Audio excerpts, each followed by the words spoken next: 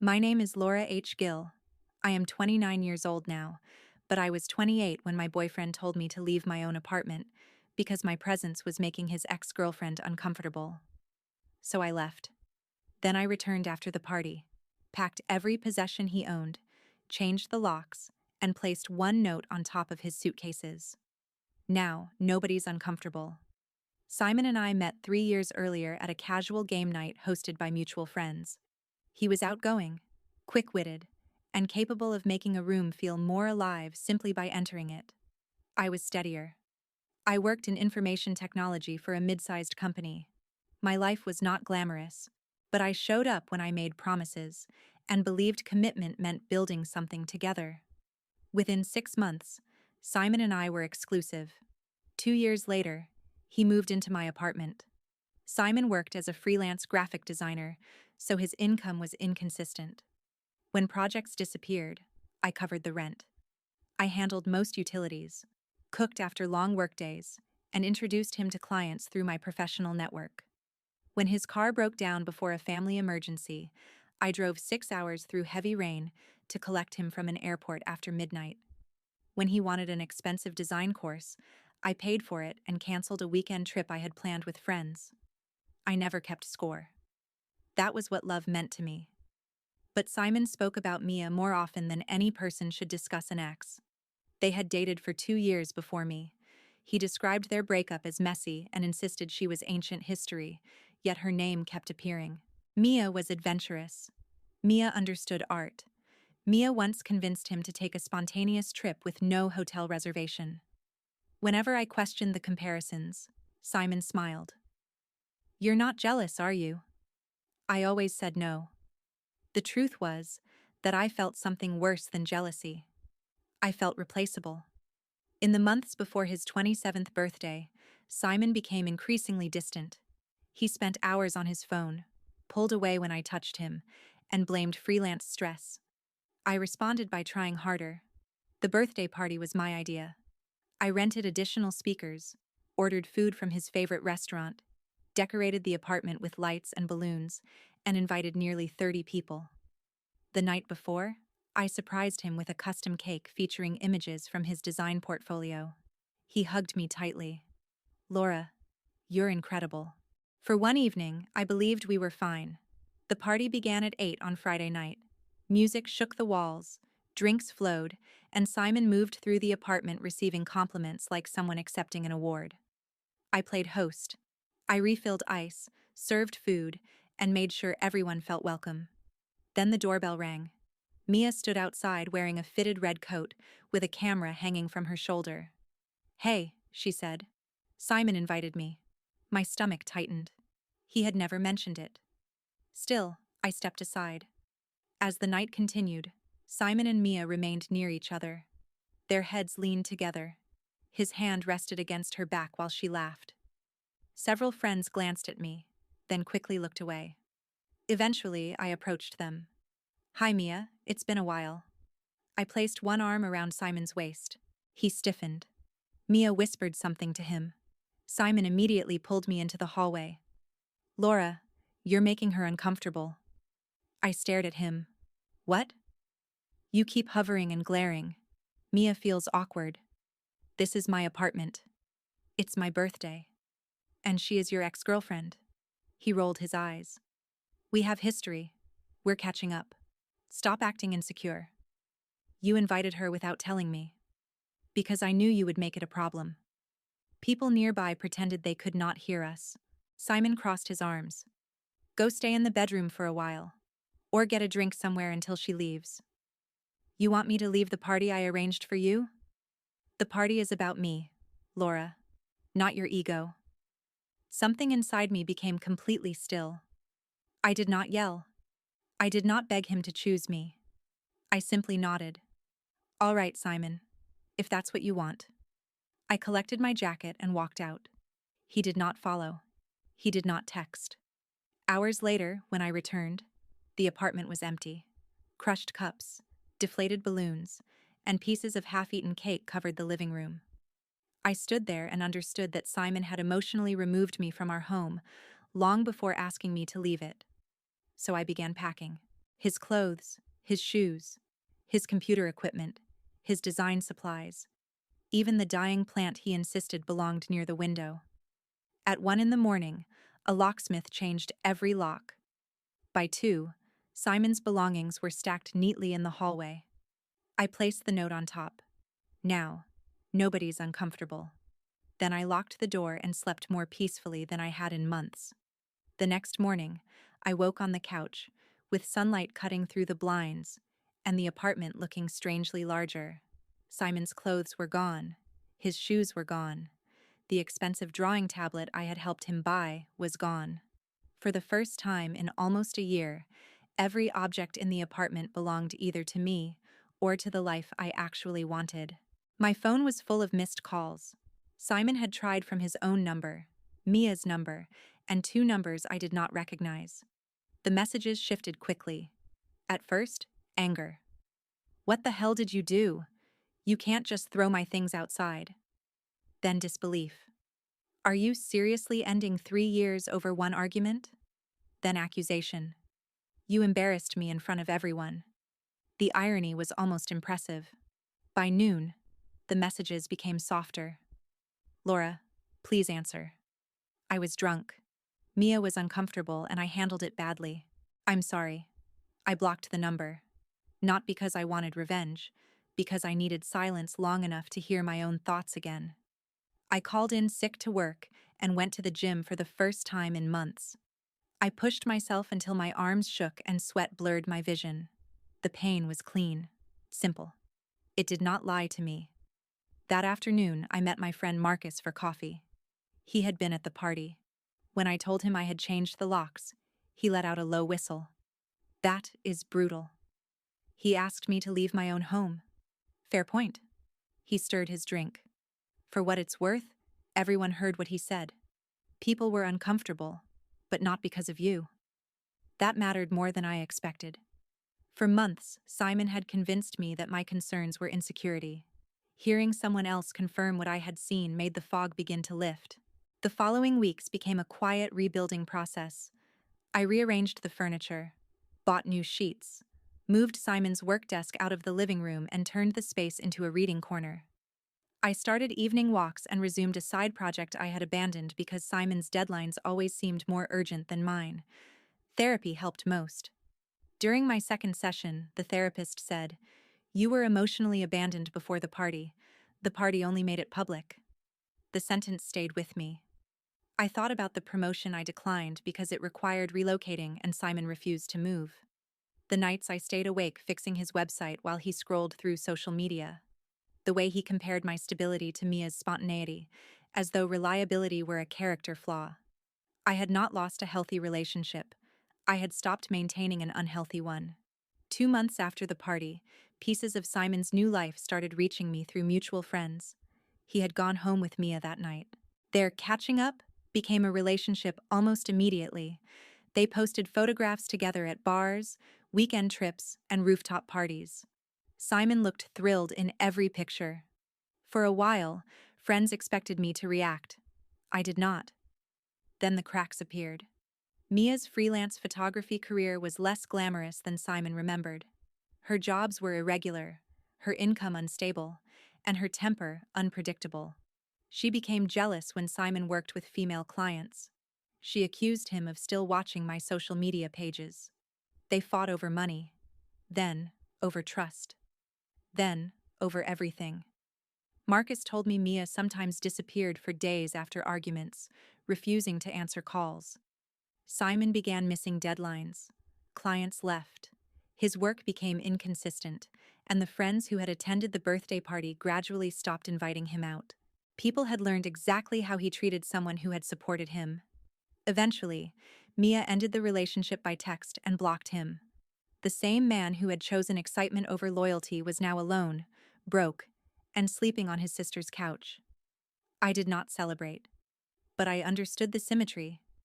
3 months after the party, Simon began contacting me again. His first message was not an apology. "We need to talk. Let me get the rest of my things." I had already delivered every item to his sister's address. I ignored him. The next day, You're really going to act like 3 years meant nothing? Then came the voicemails. Laura, pick up. Mia was a mistake. She became controlling and kicked me out. I know I handled the party badly, but you cannot just erase everything we had. He still described his choice as something that happened to him. When I blocked his number again, he called from a friend's phone. I answered before realizing who it was. Laura, don't hang up. What do you want? I want to talk. In person. No. You owe me that much. No, Simon, I don't. His voice sharpened. You were jealous that night. You made Mia uncomfortable. Even while asking me to take him back, he was still defending the moment he chose her. Goodbye, Simon. Wait. I'm broke. My clients left. My friends think I'm a villain. That is not my problem. We were good together. I threw it away. Every attempt to pull me back only made the truth clearer. Simon did not miss me. He missed the rent being covered, the meals being cooked, the deadlines being rescued, the stable life waiting whenever his adventures collapsed. But that life no longer belonged to him. And I was finally beginning to understand that it belonged to me. 6 months after Simon's birthday party, I attended another mutual friend's celebration. Tom had rented the back section of a quiet downtown bar. Nothing elaborate. A few high-top tables, soft music, and enough familiar faces to make the evening comfortable without becoming chaotic. I almost declined. Then I reminded myself that Simon did not own the city, our friendships, or every place where good memories might still be made. I arrived with Daniel. We had met through work several months earlier after collaborating on a software design project. He was calm, observant, and never made kindness feel like a transaction. We were not rushing into anything, but being around him felt easy. There were no comparisons to an ex, no games, no anxiety disguised as chemistry. Daniel and I stood near one of the high tables, laughing with Marcus and 2 coworkers, when the room shifted. Conversations did not stop completely, but they softened. I turned and saw Simon near the entrance. He looked worn down. His hair was longer and untidy. His shirt was wrinkled, and the confidence that had once made him seem magnetic had disappeared. He moved toward the bar alone and ordered a drink, staring at it longer than he drank from it. Then he noticed me. His eyes moved first to my face, then to Daniel standing beside me. Something tightened in his expression. For nearly 20 minutes, Simon remained across the room, pretending not to watch us. Each time Daniel made me laugh, Simon's shoulders stiffened. Eventually, he approached. Laura. I turned. Simon. His gaze shifted toward Daniel. Can we talk privately? Daniel looked at me, not possessive or suspicious, simply waiting for my decision. We can talk here, I said. Simon's jaw tightened. I would rather not do this in front of everyone. You came to me in front of everyone. The surrounding conversations grew quieter. Simon rubbed one hand across the back of his neck. I didn't expect you to be here. Tom invited me. Right. His eyes returned to Daniel. Who is he? Daniel extended a hand. Daniel. Simon ignored it. I looked at Simon. What did you want? His face changed. For a moment, the defensiveness fell away, and raw desperation appeared beneath it. I messed up. Nobody spoke. Mia was a disaster, he continued. She used me, controlled me, accused me of everything she was doing herself. That sounds difficult. He seemed frustrated by my calmness. I lost my clients. Most of our friends barely speak to me. I'm staying with Emily, and she wants me out by the end of the month. I waited. Simon swallowed. Seeing you here made everything hit me. We had something good. We had something stable. That is what I mean. No, it isn't. He stared at me. I continued. You miss the apartment, the bills being covered, the food, the support. You miss knowing someone would fix things after your choices created consequences. That's unfair, is it? His eyes filled with tears. I loved you. You told me to leave my own home because your ex-girlfriend felt uncomfortable. I was drunk. You planned to invite her before you started drinking. His silence answered for him. I was confused, he said finally. Mia brought back old feelings. And you made those feelings my problem. Simon stepped closer. Please, Laura. We were together for 3 years. Surely that means enough for one more chance. Daniel remained beside me, silent and steady. I felt no need to defend him or prove that I had moved on. My peace was already visible. Simon glanced at him again. Are you serious about this guy? That is none of your business. A flash of anger crossed his face. So you replaced me? The question almost made me laugh. You invited your replacement into my apartment and asked me to leave. That isn't what happened. It is exactly what happened. The room had gone nearly silent now. Simon's desperation sharpened. I said I'm sorry. What more do you want? Nothing. He blinked. That is the problem, Simon. I do not want anything from you. His expression crumpled. I can change. Maybe you can. You don't believe me? I believe change is possible. I also believe I do not have to wait around to benefit from it. He looked toward Daniel, then back at me. You're really choosing him over everything we had? No. I chose myself the night you chose Mia. His voice cracked. I was stupid. Yes. I was selfish. Yes. Then why can't you forgive me? I can forgive you without taking you back. He shook his head, tears beginning to form. That's not forgiveness. That is the only kind available. For several seconds, Simon stared at me as though he was waiting for the softer version of me to return. The woman who would see him struggling and rush to make the pain smaller. That woman had existed. He had taught her to leave. I gave you space, I said quietly. What?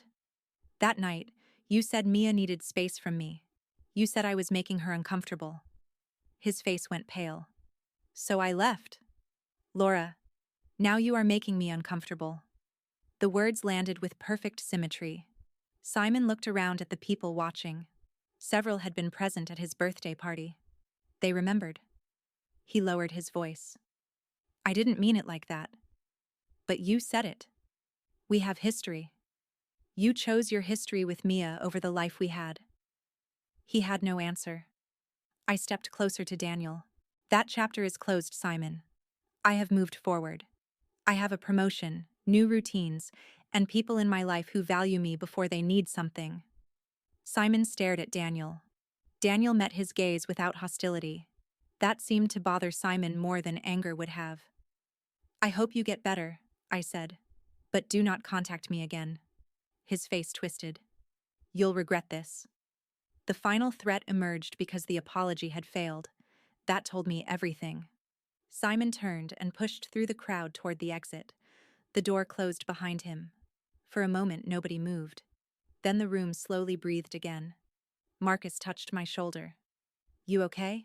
His reaction was not part of my engagement. His pain was not a shadow I had to invite into my happiness. Several weeks later, Marcus told me Simon had moved to another city. He was trying to rebuild his freelance career and had started therapy. That's good, I said. You really don't care what happens to him? I hope he becomes better. That sounds like caring. It is the kind of caring that does not require contact. Marcus nodded slowly. I think that is probably healthier than hate. He was right. For a long time, I believed healing would mean forgetting Simon completely. It did not. I remembered the good moments. The game night where we met. The rain-soaked airport drive. The late evenings when we once laughed until our stomachs hurt. Those memories were real. So was the night he asked me to leave. One truth did not erase the other, but the existence of good memories did not make him safe to return to. As Daniel and I planned our wedding, I found the old note Simon had slipped beneath the building door. You are heartless. I thought you were better than this. The paper had yellowed slightly at the edges. I read it one last time. Then I tore it in half and threw it away. I had once measured myself by Simon's opinion. If he called me jealous, I questioned my instincts. If he called me difficult, I softened my boundaries. If he called me heartless, I almost mistook self-respect for cruelty. I did not believe him anymore. On our wedding morning, I stood in front of the mirror while my closest friends helped me prepare. No panic, no hidden messages, no ex-girlfriend waiting in another room. Daniel stood at the end of the aisle with tears already in his eyes. When I reached him, he whispered, "You look incredible." I smiled. "So do you." We exchanged vows beneath a canopy of white flowers while the people who loved us watched. No one was asked to disappear. No one was made to feel like an obstacle. During the reception, Marcus raised his glass. To Laura, who finally learned that leaving can be the bravest form of staying loyal to yourself, the room applauded. This time, the attention did not embarrass me. I had earned my place in that room simply by being loved. Months later, someone casually mentioned that Simon was still struggling. The information moved past me without settling. He was no longer the center of my story. He was a chapter that taught me something important. You cannot build a home with someone who treats your presence as optional. You cannot love someone into respecting you. And when a person asks you to disappear so their past can feel comfortable, believe the choice they are making. Simon told me to leave. So I did. I packed his belongings, changed the locks, and rebuilt my life. He thought I was removing myself from one party. What he never understood was that I was removing him from my future. Now, whenever I look at Daniel across our kitchen or hear him laughing from another room, I feel no desire for revenge. Simon's consequences were never the victory. This was a peaceful home, a healthy marriage, a life where nobody had to become smaller to make someone else comfortable.